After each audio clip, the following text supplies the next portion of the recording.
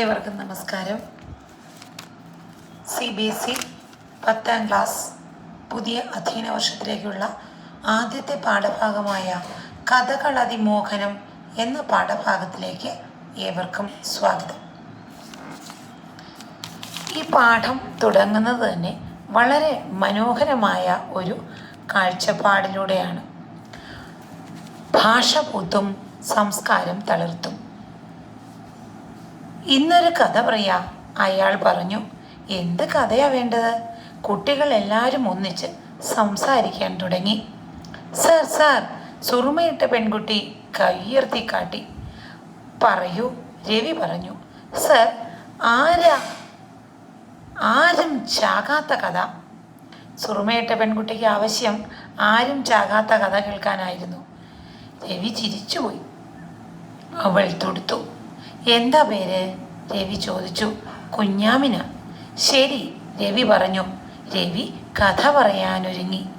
ഇത് ആധുനിക മലയാള കഥാസാഹിത്യകാരനായ OV വിജയൻ്റെ ഖസാക്കിൻ്റെ ഇതിഹാസം എന്ന പുസ്തകത്തിലെ ഒരു ചെറിയ ഭാഗമാണ് ഈ കഥാരൂപേണ കൊടുത്തിരിക്കുന്നത്. ഇവിടെയും എഴുത്തച്ഛൻ കഥ പറയാൻ ആവശ്യപ്പെടുന്നത് നമ്മുടെ കിളിമകളോടാണ്. കഥകൾ അതിമോഹനം എന്ന കഥയുടെ ചുരുൾ ഇവിടെ വിരിയുകയായി. കഥ മാത്രമല്ല, എല്ലാം വൈകാരികമായി അവതരിപ്പിക്കാൻ ഭാഷ വേണം, മാതൃഭാഷ വേണം. നമ്മുടെ മലയാളത്തെ ഏറ്റവും മനോഹരമായ രീതിയിൽ മനസ്സിലാക്കിയെടുക്കുമ്പോഴാണ് അത് മനസ്സിലാക്കൽ മനോഹരമാകുന്നത്. അതിനേറ്റവും സുഗമമായ രീതി എന്ന് പറയുന്നത് കഥ പറയൽ തന്നെയാണ്. കഥ പറയുമ്പോൾ കിളിയുടെ കണ്ണിൽ 100 വർണ്ണങ്ങൾ ഭാഷയുടെ ചിറകിലും. കഥകൾ അതിമോഹനം, ശ്രീ മഹാഭാരതം കിളിപ്പാട്ട്, ദ്രോണപർവം എഴുത്തച്ഛൻ്റെ. അപ്പോൾ നമുക്ക് ആദ്യം എഴുത്തച്ഛനെ കുറിച്ച് പറയാം. ആധുനിക മലയാള ഭാഷയുടെ പിതാവ്, പുതുമലയാണ്മ താൻ മഹേശ്വരൻ എന്നെല്ലാം പേരിൽ അറിയപ്പെടുന്ന പ്രാചീന കവിത്രയത്തിൽ ഒരാളായ എഴുത്തച്ഛൻ. ആ എഴുത്തച്ഛൻ്റെ ശ്രീ മഹാഭാരതം കിളിപ്പാട്ട് ദ്രോണപർവത്തിലേതാണ് കഥകൾ അതിമോഹനം എന്ന പാഠഭാഗം. മഹാഭാരത കഥയെ മഹാഭാരതം എഴുതിയത്? വ്യാസൻ. മഹാഭാരതം വ്യാസനും രാമായണം വാത്മീകിയുമാണ്. അപ്പം മഹാഭാരതനാൽ എഴുതപ്പെട്ട മഹാഭാരതത്തെ വളരെ മനോഹരമായി എഴുത്തച്ഛൻ കിളിപ്പാട്ടിലൂടെ വിവർത്തനം ചെയ്തിരിക്കുകയാണ്. അപ്പോൾ കഥകൾ അതിമോഹനം എന്ന പാഠഭാഗം നമുക്ക് ശ്രവിക്കാം. പഞ്ചവർണ്ണ കിളി പെൺകിടാവേ, തെളിഞ്ഞെൻ ചെവി രണ്ടും കുളിർക്ക പറക നീ. നെഞ്ചം തെളിഞ്ഞു കുറുക്കി കൊഴുത്ത പാൽ പഞ്ചതാരപ്പൊടി കൂട്ടിക്കുഴമ്പാക്കി നല്ല കദളിപ്പഴങ്ങൾ തിരഞ്ഞു ഞാൻ. മെല്ലെ തിരുമ്മി ഉടച്ചു തേനും വീഴ്ത്തി വെല്ലവും ശർക്കരയും പൊടിച്ചിട്ടതിൽ വെള്ളിത്തളികയിൽ മേളിച്ചു വെവ്വേറെ വെച്ചിരിക്കുന്നതെടുത്ത് ഭുജിച്ചാലും ഇച്ഛയാകുന്നതു ദാഹമുണ്ടാകിലോ. നീലക്കരിമ്പിൻ്റെ ചാറുമിളനീരും പാലും മധുവും കുടിച്ചാലുമാവോളം. അപ്പോൾ കഥകൾ അതിമോഹനം എന്ന കഥയുടെ കുറച്ച് ഭാഗമാണ് ആദ്യത്തെ ഈ ക്ലാസ്സിൽ നമ്മൾ എടുക്കുന്നത്. പഞ്ചവർണ്ണക്കിളി പെൺകിടാവേ, തെളിഞ്ഞെൻ ചെവി രണ്ടും കുളിർക്കെ പറക നീ. പഞ്ചവർണ്ണക്കിളി പെൺകിടാവേ, കവി പറയുകയാണ്, അല്ലയോ പഞ്ചവർണ്ണക്കിളി പെൺകിടാവേ, തെളിഞ്ഞ് വൃത്തിയായി വ്യക്തമായി എൻ ചെവി, എന്നുടെ ചെവികൾ രണ്ടും കുളിർക്കെ പറക നീ. ചെവി രണ്ടും കുളുക്കെ എന്ന് വെച്ചാൽ എന്താ? കുളിർക്കെ പറക എന്ന് വെച്ചാൽ വ്യക്തമായി പറയുക. അതായത് അവിടെയും ഇവിടെയും തൊടാതെ അല്ലെങ്കിൽ അവ്യക്തമായ ഭാഷയിൽ പറയാതെ നീ വ്യക്തമായി പറയൂ എൻ്റെ പഞ്ചവർണ്ണക്കിളി പെൺകിടാവേ എന്ന് പറയുന്നു. എന്തുകൊണ്ടാണ് എഴുത്തച്ഛൻ കിളിമകളോട് കഥ പറയാൻ ആവശ്യപ്പെടുന്നത്? അതായത് അറം പറ്റിപ്പോകുമോ എന്നൊരു വിശ്വാസക്കാരനായിരുന്നു എഴുത്തച്ഛൻ. അതുകൊണ്ടായിരിക്കാം കിളിമകളോട് കഥ പറയാനായി പറയുന്നത്. ശാരിക പൈതലേ ചാരുശീലേ വരിക ആരോമലേ കഥാശേഷവും ചൊൽകനി എന്നു പറഞ്ഞാണ് അദ്ദേഹത്തിൻ്റെ കാവ്യങ്ങളുടെ ആരംഭം തന്നെ. ഇവിടെ മഹാഭാരതം, കിളിപ്പാട്ട്, ദ്രോണപർവത്തിലും എഴുത്തച്ഛൻ പഞ്ചവർണ്ണക്കിളിയോടാണ് കഥ പറയാൻ ആവശ്യപ്പെടുന്നത്. എങ്ങനെ പറയണം? എൻ്റെ 2 ചെവികളും കുളിർക്ക വേണം പറയാൻ. ചെവി രണ്ടും നിന്റെ ആ കഥ പറയൽ ശ്രവിച്ചിട്ട് വളരെ കർണത്തിന് ആനന്ദകരമാകണം, സന്തോഷിക്കാൻ എനിക്ക് പറ്റണം. അതുകൊണ്ടാണ് എൻ ചെവി രണ്ടും കുളുക്ക പറക നീ എന്ന് പറയുന്നത്. ആര് പറയുന്നു? കവിയാണ് പറയുന്നത്. ആരോട് പറയുന്നു? കിളിമകളോട് പറയുന്നു. എങ്ങനെ പറയുന്നു?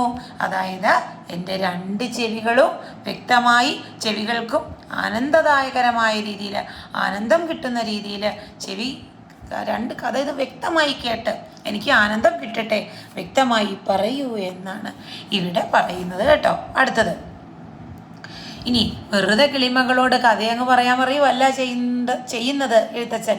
എന്ത് ചെയ്യുന്നു? കിളിമകൾക്ക് ഇഷ്ടപ്പെട്ട ഭോജ്യങ്ങൾ നൽകിയിട്ട്, കാര്യം കാണാൻ വേണ്ടിയിട്ട് എന്തെങ്കിലും കൊടുത്ത് എന്തെങ്കിലും ചെയ്യാനല്ല ഇവിടെ പറയുന്നത്. കിളിമകളോട് പറയുകയാണ്, നിനക്ക് ഇഷ്ടപ്പെട്ട ഭോജ്യങ്ങൾ ഞാൻ തരാം, നമുക്ക് നോക്കാം. നെഞ്ചം തെളിഞ്ഞു കുറുക്കി കൊഴുത്ത പാൽ പഞ്ചതാരപ്പൊടി കൂട്ടി കുഴമ്പാക്കി നല്ല കദളിപ്പഴങ്ങൾ തിരഞ്ഞു ഞാൻ മെല്ലെ തിരുമ്മി ഉടച്ചു തേനും വീഴ്ത്തി വെല്ലവും ശർക്കരയും പൊടിച്ചിട്ടതിൽ വെള്ളിത്തളികയിൽ മേളിച്ചു വെവ്വേറെ വെച്ചിരിക്കുന്നതെടുത്തു ഭുജിച്ചാലും. എന്തൊക്കെയാണ് ആ കിളിമകളോട് പറയുന്നത്? അതായത് വളരെ സ്നേഹത്തോടുകൂടി, നെഞ്ചം തെളിഞ്ഞ്, ഇഷ്ടമില്ലാതെ കൊടുക്കുകയല്ല ചെയ്യുന്നത്, വളരെ മാനസിക സംതൃപ്തി കൊണ്ടാണ് ഈ കിളിമകൾക്ക് എഴുത്തച്ഛൻ എന്ത് കൊടുക്കുന്നത്? വിശിഷ്ട ഭോജ്യങ്ങൾ നൽകുന്നത്. നെഞ്ചം തെളിഞ്ഞ് കുറുക്കി കൊഴുത്ത പാൽ നല്ലവണ്ണം കുറുക്കിയെടുത്ത് അതിൽ പഞ്ചതാരപ്പൊടി കൂട്ടി കുഴമ്പാക്കി, പഞ്ചസാരയും ചേർത്ത് നല്ല കുറുക്കി കൊഴുപ്പിച്ചെടുത്തിട്ട് അതിൽ നല്ല കദളിപ്പഴങ്ങൾ തിരഞ്ഞു ഞാൻ. അതിൽ ഏറ്റവും നല്ലത് നോക്കി, നമുക്ക് ഏറ്റവും ആ വിശിഷ്ടമായ വ്യക്തിക്ക് വളരെ മര്യാദയോടുകൂടി എന്തെങ്കിലും അങ്ങ് കൊടുക്കുകയല്ല ചെയ്യുന്നത്.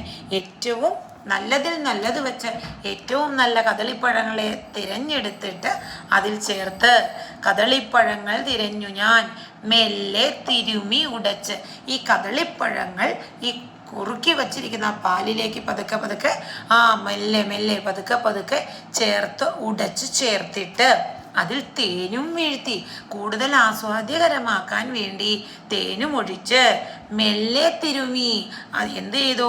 തേനും വീഴ്ത്തി വെല്ലവും ശർക്കരയും പൊടിച്ചിട്ടതിൽ, അതായത് ഇതൊന്നും പോരാ എന്ന് കരുതിയിട്ടാണ് വെല്ലവും ശർക്കരയും.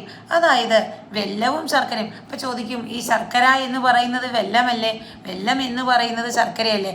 രണ്ടും ഒന്നാണ്, എന്നാൽ ചെറിയൊരു വ്യത്യാസമുണ്ട്. അതായത് കരിമ്പിൻ്റെ നീരിൽ നിന്ന് എടുക്കുന്നതാണ് വെല്ലം. ഇനി ശർക്കര എന്നത് അതായത് ഈ കള്ളിൽ നിന്ന് എടുക്കുന്നതാണ്. അതായത് തെങ്ങ് തുടങ്ങിയ വൃക്ഷങ്ങളിൽ നിന്നുള്ള കള്ളിൽ നിന്ന് എടുക്കുന്ന ശർക്കരയ്ക്കാണ്, കള്ളിൽ നിന്ന് എടുക്കുന്നതാണ് ശർക്കര. അപ്പോൾ കരിമ്പിൽ നീരിൽ നിന്ന് എടുക്കുന്നത് വെല്ലവും ഈ തെങ്ങിൻ്റെയൊക്കെ കള്ളിൽ നിന്ന് എടുക്കുന്നതാണ് ശർക്കര. അത് തമ്മിലുള്ള വ്യത്യാസം അതാണ്. ഇപ്പോൾ ചില കുട്ടികൾ ചോദിക്കും, ഗുളം, വെല്ലം, ശർക്കര ഇതെല്ലാം സെയിം അല്ലേ എന്ന് ചോദിക്കും. ഒന്നല്ലേ എന്ന് ചോദിക്കും. വെല്ലം എന്നത് കരിമ്പിൻ നീരിൽ നിന്ന് ആട്ടിയെടുക്കുന്നതാണ്, തെങ്ങിൻ കള്ളിൽ നിന്ന് എടുക്കുന്നതാണ് ശർക്കര എന്ന് പറയുന്നത് എന്നാണ് അറിയാൻ കഴിഞ്ഞത്. അപ്പം ഇതൊക്കെ ഇതിൽ ചേർത്ത് പൊടിച്ചിട്ടിട്ട് വെള്ളിത്തളികയിൽ വെവ്വേറെ വെച്ച് വെള്ളിത്തളികയിൽ വെച്ച് വെവ്വേറെ വെച്ചിരിക്കുന്നതെടുത്ത് കഴിച്ചാലും, അപ്പം ഇത് എടുത്ത് കഴിച്ചാലും എന്നാണ് പറയുന്നത്. ഇതൊക്കെ കഴിച്ചു കഴിയുമ്പോൾ നിനക്ക് ദാഹമുണ്ടാകും. ഈ ദാഹമുണ്ടാകുമ്പോൾ നീ എന്ത് ചെയ്യണം? നീലക്കരിമ്പിൻ്റെ ചാറ്, അത് ഇളനീര്, പാല്, മധു, തേൻ ഇതെല്ലാം കുടിച്ചാലും, ഈ വിശിഷ്ട ഭോജ്യങ്ങൾ കഴിച്ചു കഴിയുമ്പോൾ നിനക്ക് ദാഹിച്ചാൽ എന്തൊക്കെ കഴിക്കണം? നീലക്കരിമ്പിൻ്റെ ചാറ്, കരിക്കിൻ വെള്ളം, ഇളനീര്, പാല്, മധു എന്ന് പറയുന്നത് തേനാണ്, ഇതെല്ലാം കുടിക്കുക എന്നാണ് ഇവിടെ എഴുത്തച്ഛൻ പറയുന്നത്. അപ്പോൾ പഞ്ചവർണ്ണ കിളി പെൺകിടാവിന് എന്തെല്ലാം കൊടുക്കാം എന്നാണ് പറയുന്നത്. അപ്പോൾ ശ്രീ മഹാഭാരതം കിളിപ്പാട്ട് ആധുനിക മലയാള ഭാഷയുടെ പിതാവായ ശ്രീ തുഞ്ചത്ത് രാമാനുജൻ എഴുത്തച്ഛൻ്റെ ശ്രീ മഹാഭാരതം കിളിപ്പാട്ട് ദ്രോണപർവ്വത്തിൽ നിന്നെടുത്ത കഥകളതിമോഹനം എന്ന പാഠഭാഗത്ത് പഞ്ചവർണ്ണ കിളിക്ക് വിശിഷ്ടമായ പൂജ്യങ്ങൾ നൽകാമെന്നാണ് പറയുന്നത്. എന്തൊക്കെയാണ് അദ്ദേഹം വിശിഷ്ട പൂജ്യങ്ങൾ, വിശിഷ്ട ഭക്ഷണങ്ങൾ കൊടുക്കാമെന്ന് പറയുന്നത്? അതായത് നന്നായി നെഞ്ചം തെളിഞ്ഞ് കുറുക്കി കൊഴുത്ത പാൽ നന്നായി കുറുക്കിയെടുത്ത് അതിൽ പഞ്ചതാരപ്പൊടി ചേർത്ത് കൂട്ടി കുഴമ്പാക്കി കദളിപ്പഴങ്ങൾ ചേർത്തുടച്ച് അതിൽ അല്പം തേനുമൊഴിച്ച് വെല്ലവും ശർക്കരയും പൊടിച്ചിട്ട് അത് വെള്ളിത്തളികയിൽ വെച്ച് വെവ്വേറെ വെച്ചു കൊടുക്കാം, അത് നീ എടുത്ത് കഴിച്ചാലും എന്ന് പറയുന്നു. ഇഷ്ടപ്പെട്ട ഭക്ഷണ സാധനങ്ങൾ കൊടുത്തിട്ടാണ് കിളിമകളോട് കഥ പറയാൻ എഴുത്തച്ഛൻ ആവശ്യപ്പെടുന്നത്. ഇനി നിനക്ക് ഈ വിശിഷ്ടമായ ഭക്ഷണ പദാർത്ഥങ്ങൾ കഴിച്ചു കഴിയുമ്പോൾ നിനക്ക് ദാഹം തോന്നിയാൽ നീ എന്ത് ചെയ്യണം? നീലക്കരിമ്പിൻ്റെ ചാറ്, ഇളനീര്, പാല്, മധു എന്നിവ ആവോളം കുടിക്കൂ എന്നാണ് പറയുന്നത്. ഇനി അടുത്ത ക്ലാസ്സിൽ നമുക്ക് അടുത്ത ഭാഗം ശ്രദ്ധിക്കാം. ഓക്കെ.